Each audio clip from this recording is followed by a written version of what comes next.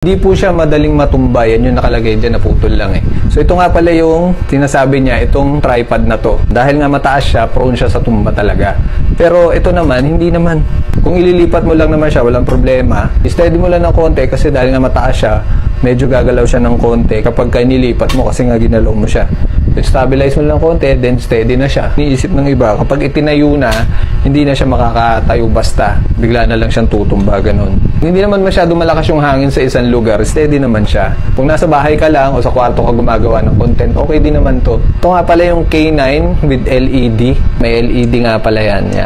So, pwede kang mag-selfie dyan or pag gumagawa ka ng content, meron ka ng ilaw. 170 cm nga pala yung haba nito. Kahit naka-bend siya, yan, po pwede siya.